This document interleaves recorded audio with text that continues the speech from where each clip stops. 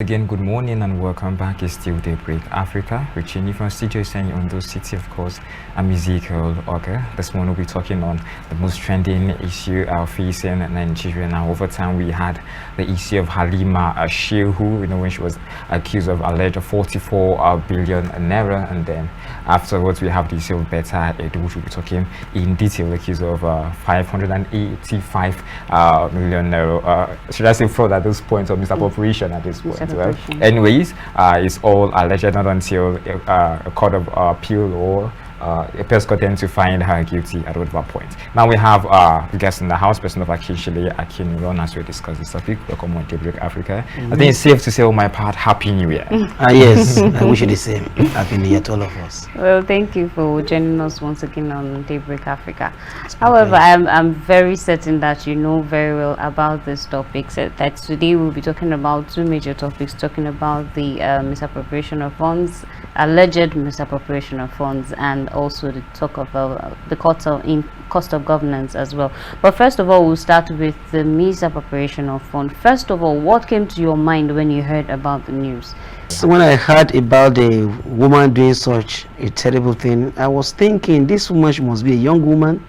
And I was expecting, when people were saying youth o'clock, thinking that the youth will give us the needed change we desire in our society.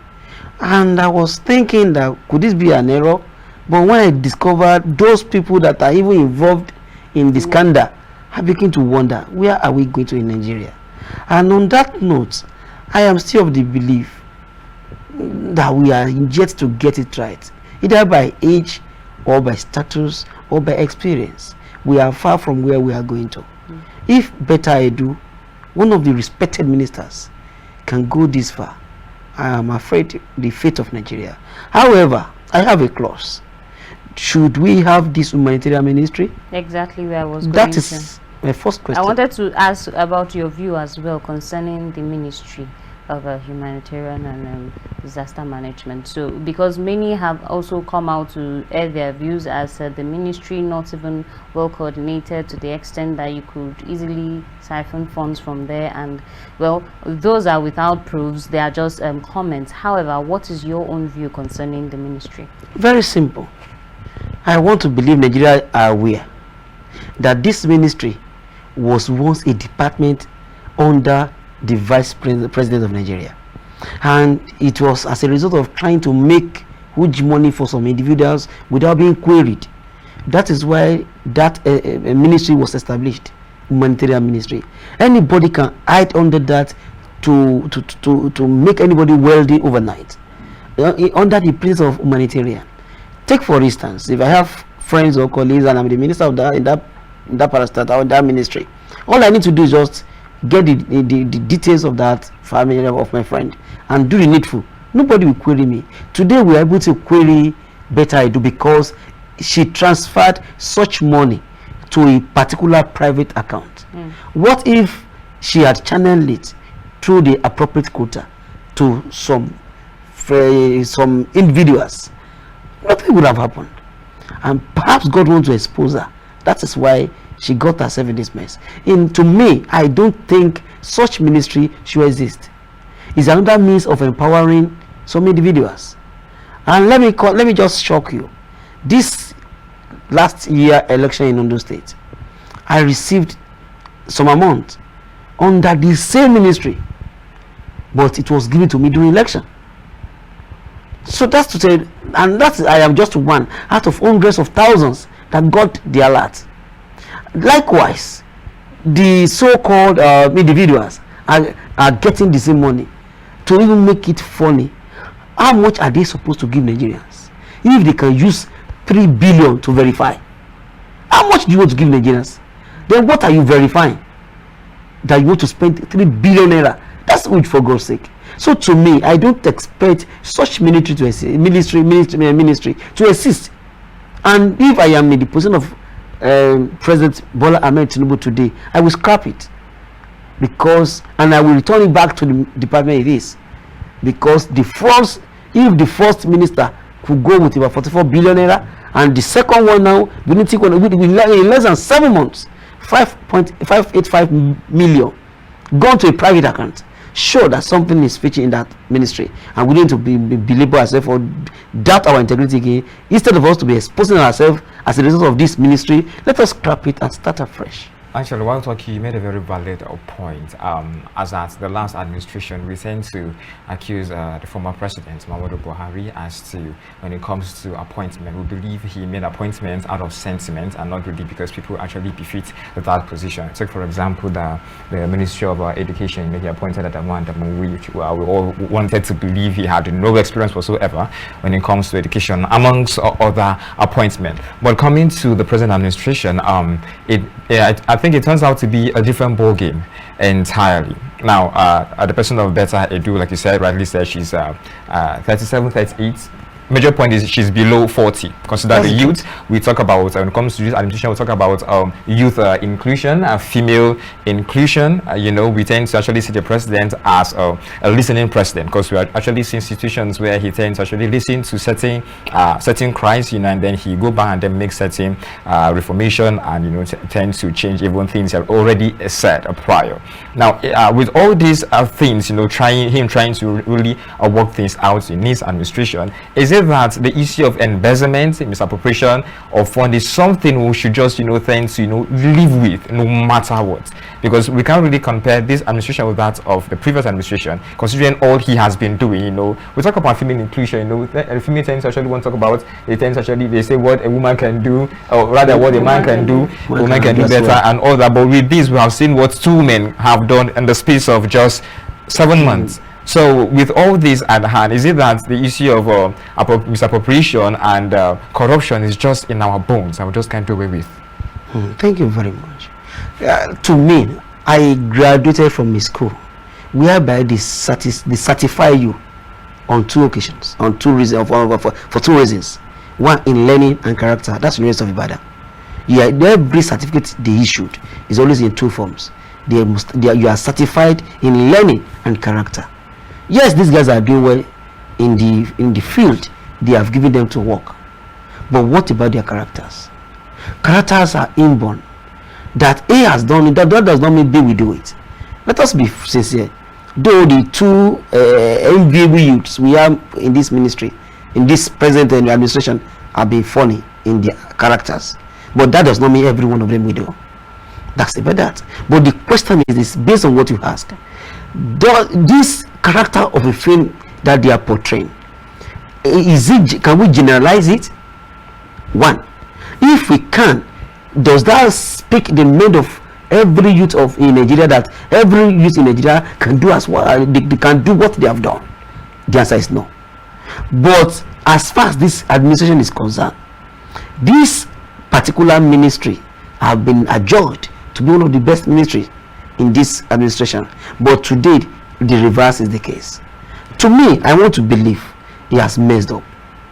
She has messed up, and the only way she can help herself is just to bow out of the office and apologize to Nigerians. And why must she do this? To me, it's because she has disappointed females, womanhood.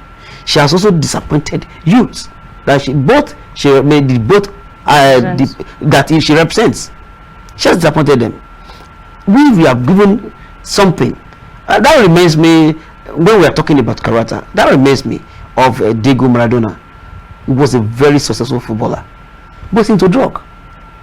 He is doing well in the field of sports, in football rather, but in character he has failed by going to drug addiction. Same thing applicable to Better Edu. She must have done well anyway. I cannot say she might have done well in the ministry that was given to her, but in character she has failed by involving herself in corruption.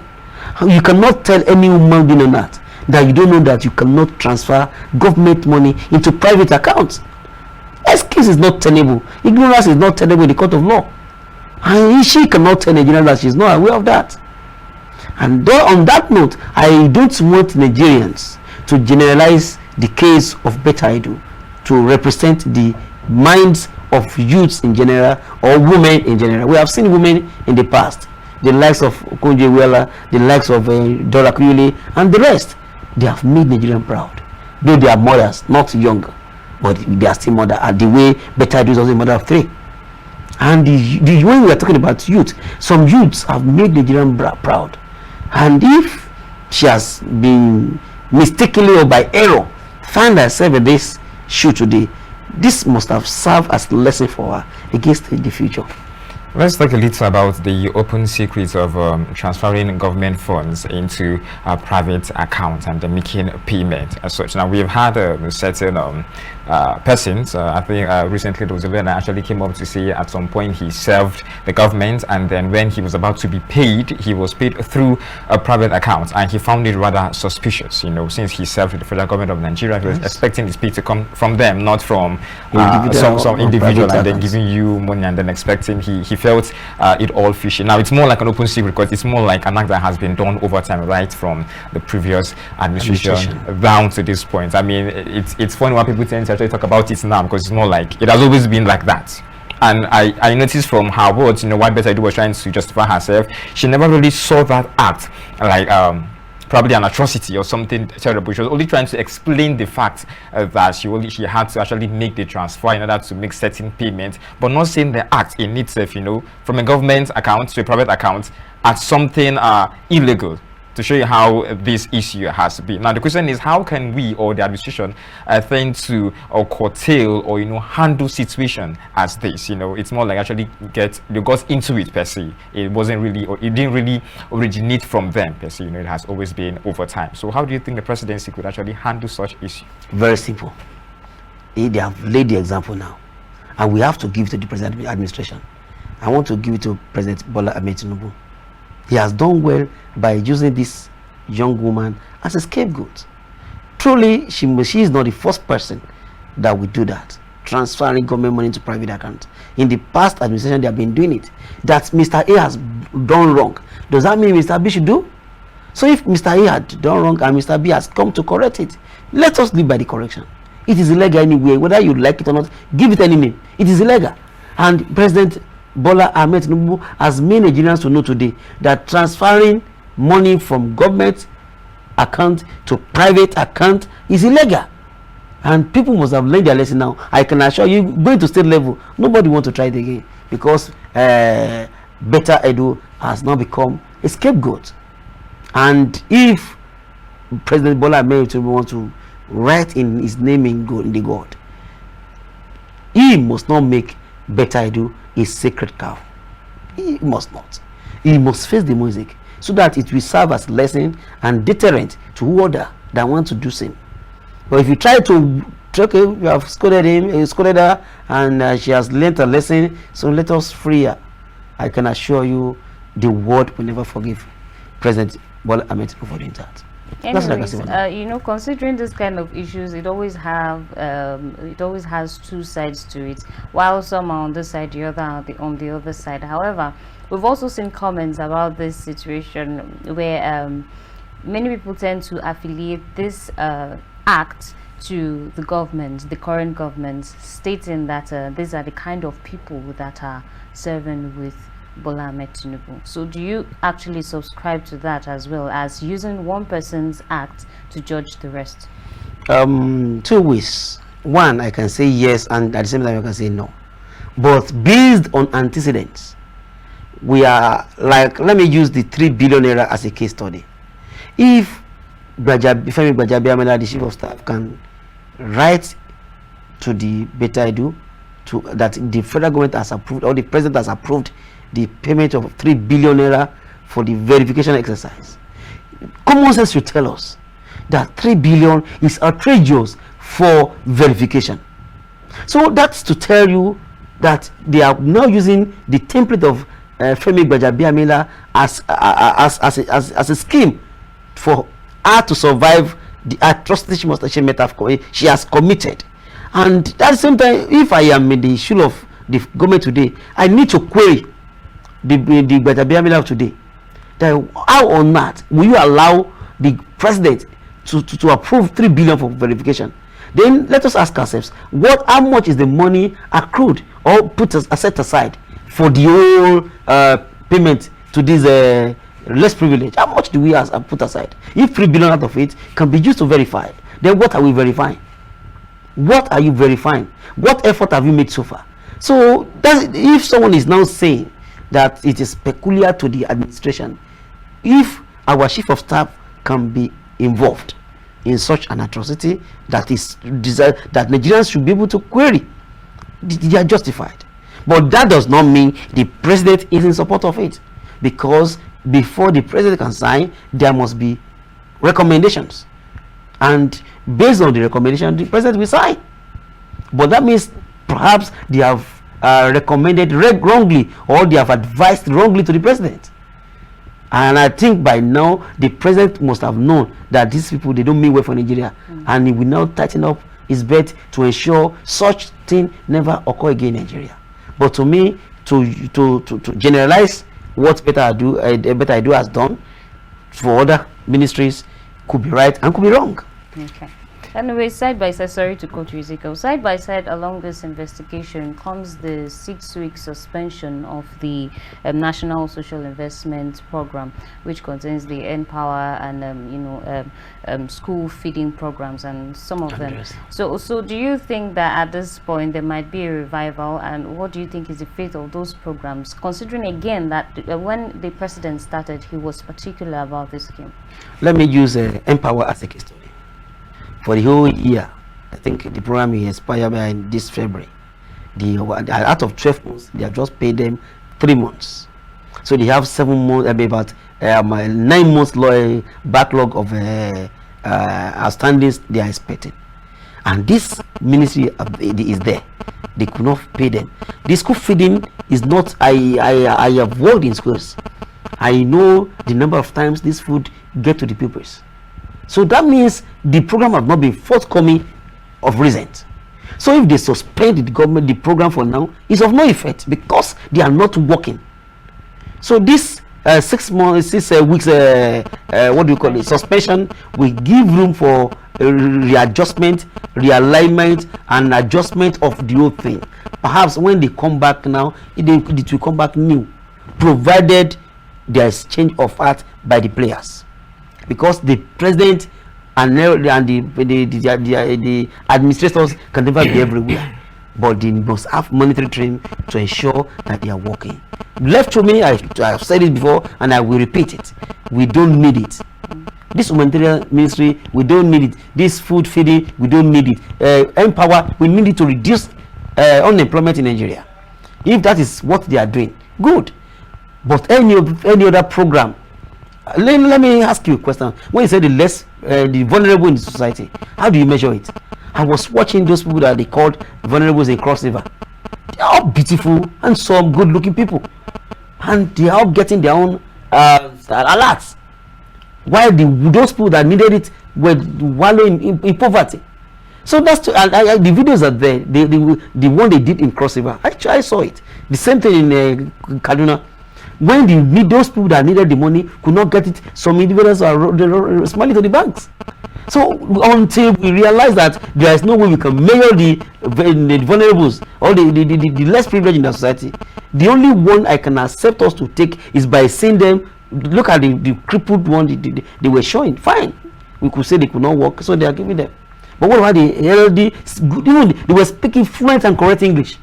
That means they are well educated. And even looking at their attire they put on, their outlook shows that they are very well to do and they are beneficiaries of this so-called scheme.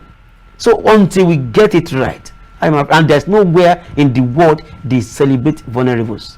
They go and check, even the advanced countries, they don't.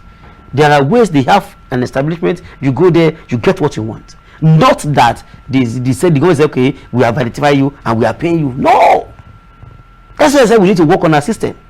There must be a system, a workable system, whereby you will walk in without being told that all your fingerprints, your biodata must have been collected, and you can be identified anywhere. If they say who got so money, by the time you click and you get the person, and by address, by anything, anybody can walk in and get the person at the particular place. Not that you just get some names. Let me just bust you. I'm sorry for using the language.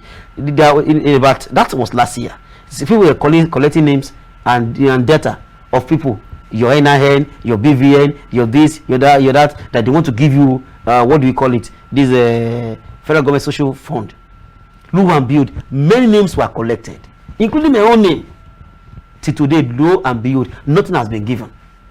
But by implication, I want to assume those names were the one they used to get all these words we are celebrating today, because they used those names to get it for themselves, and those the needed beneficiaries could not get it. So when are we going to stop fooling ourselves? Enough of this mess. Let us stop it. Simple as ABC. Talking about working system in your statement now, we have the government actually probing just a ministry for the scene, actually cuts across other ministries and sectors of the country. Now, the issue of better is, I think it actually prompted from when she actually tended to quarrel Shehu, Mrs. Shehu, Yes. as regarding the 44 billion issue. And then days after her own issue came up with the 585. But then to wonder, anyway.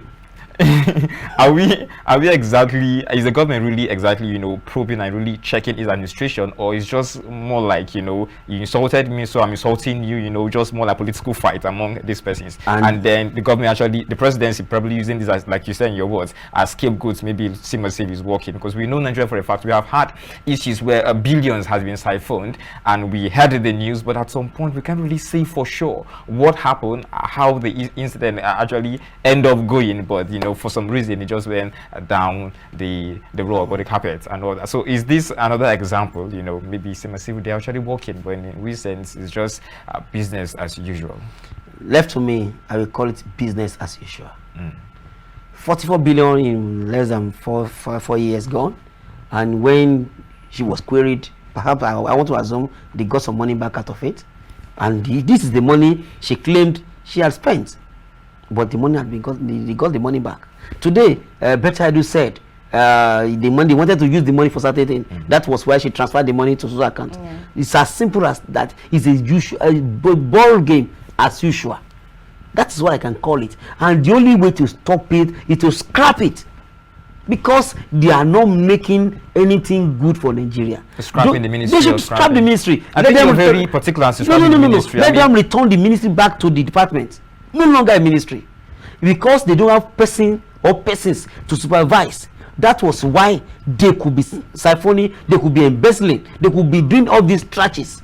But when they have people that they are answerable to certain man or certain person, such person, let me take for instance, that's why I love the immediate past vice president of Nigeria, Yemi Osinbajo. That man is a very business-like man. You can't do such thing. Don't forget, even the trader money, he was distributing the money by himself, because he was not sure whether those guys will do the job the way he wants. So that was why he took it upon himself. That's a good leader.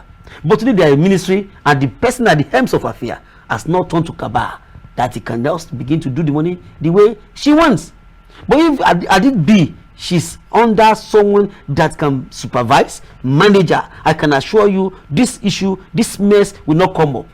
So I want to suggest that we should return it back to the department. I think the issue with the ministry is actually leadership, not the ministry. Then when the leadership is the problem, we have two ministers now, and the two ministers are involved. The first in the last administration, this one within 7 months. You can just imagine. That shows that even if you have another one tomorrow, they will still do the same. So on that note, I will suggest, like when it was ordinary department, the evil was not as much as this. So let us like when in the Bible, when there were issues in the Israel, you remember what he said? To your tent, O Israel. To your tent, O Israel. Let's go back to the normal. If the advancement cannot be of help to us, let us go back to where we come from. So if our front is not giving us what we need, let us remain where we are so that we can get the result. We need result. And if ministry will not give us result, department should be able to do. To me, we had two ministers in the ministry, and the two of them are already involved in misappropriation frauds. So what are we talking about again? We didn't know that by implication they needed someone that will supervise them. Let them take them to where they will be supervised, and that's the office of the vice president. From there, we begin to start another. And you believe the vice president will do a better work? If Yemi Osinbajo has done well in that ministry, I believe the next person will do.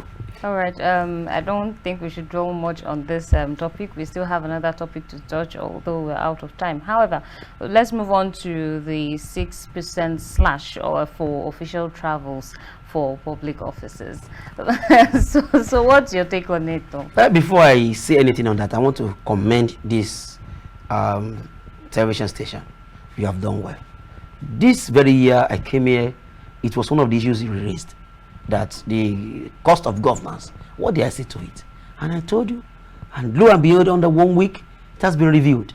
And I want to give it to our president again, President Bola Ahmed Tinubu, for being proactive. The Nigerians are suffering now. There is hardship everywhere. And I remember I said it last time I came here, that when he visited Lagos, the Yalojas, Babalojas were shouting, "We are hungry." And this man went back to his office. That this one is unacceptable. And he has to start. Leadership is by example. He started with himself. And he extended it to all federal ministries. That henceforth, he has cut the cost of governance by 60%. Very encouraging. That's over half. If 20 people are following me to foreign trip before, now we make it 10. By example, anyway. If 5 people are following me to all my domestic trips, now we make it 2, including the ministries, including CFOs, CEOs. That's to tell you that this man is trying to, be business-like as Nigerian ones. It's not limited to that. We still want more, and I will still suggest when it comes to that level. But today, on this issue of cost of governance, I give it to my president. He has done well, or at least for the first time. I want to commend him. Do we want to believe this decree? Should I call it a decree? Wouldn't just end on papers, but actually how realistic is it? That's what I'm waiting for. We always stay in such a give out good words. No. I am waiting for that because I know whether we like it or not, we still go out, either on domestic trip or foreign trip. By the time he goes, we are going to, if no matter how smart he is, we are going to have our facts. The people that will follow him, once he's caught that he didn't live up to his words, I personally will come back and say it, that he has not, but that he even mentioned it, we need to give it to him. But if he failed, or if he fails, then we are here to let the world know that our president is unserious. But I want to believe he will live by his words. That's my own. And another way that I want to look into it, if the cost of governance, let me use this foreign trip as an example, is 1 million naira by example. If by now is not found, if by his next trip, if the cost is not going down to 400,000, that means there's problem. You can't say you are cutting the cost of governance, you reduce the number of the details who are detailing, this that will follow you, and at the same time you see you arrive at same money. That means there's problem. So once you reduce the number of people that will be following you, also the cost, the allowance, everything must be reduced, and it must reflect in the in our what do you call it, our balance sheet, that we have saved 600,000 out of the 1 million naira expected on the trip. If that is not the case, then there's still a problem. And at the same time, if don't worry, it will be off record, all of you should follow me, I will know how to handle it. If that one happens too, we have our ways of getting to that. We are aware of all the tricks, because you cannot teach all the drugs, the new the new tricks. We know how it operates and we know how to get them, but we not relent until we see them do the right thing. That's my case. On the table of accountability, the truth is we live in a country where public funds can actually go into private accounts and go into an offshore account, and this actually kept me wondering as to what exactly is therefore the role of the accountant general of the Federation. They're in charge of revenue, and expenditure and all that. So if money could actually be drawn at will, I will call this at will actually, in millions and in billions, and without, if not in trillions. And without appropriate, receipts, showing where is this going to, where are we actually giving this taxpayer money into, where is it entering, where is afterwards, where is it then moving from here. I tend to wonder the role of the accountant general of the Federation, or are all these accomplices? What do you think? Oh, thank you very much. She said something the other time, that it has become a norm. Abnormalcy has become a norm when it comes to governance and accountability in Nigeria. I am not surprised. But I know a time will come, we will have a person with integrity that will have his name to protect rather than to follow them to perpetrate the evil they are doing. In the era of Baba that left now, Buhari, we had Accountant General, and we knew all these billions we are just discovering now were taken from him. Nothing was taken out of any without him appending his signature, and we discovered billions like the Mayfield of our time. Like all these people, we know the money, so he cannot be exonerated because he lost his integrity. Because when these evils are being perpetrated, did you voice out? Did you care to even say, I cannot be involved in all this rest, the best thing I should resign? Did you care to say that? You could not do any. That means you are an accomplice. So this one is there, Namudeni is there, the present Accountant General. Let us see whether he's going to write his name in good or otherwise. But to me, I will advise every Nigerian that finds himself at the helm of affair, no matter the office you are occupying, if it's going to be a sensitive one or not, ensure you have your name to protect. Ensure you have your name to protect. Even to the level of local government accountant, you must have your name to protect, because today we go, tomorrow will come, and tomorrow we speak of what you do today. So it is advisable for us to keep our name.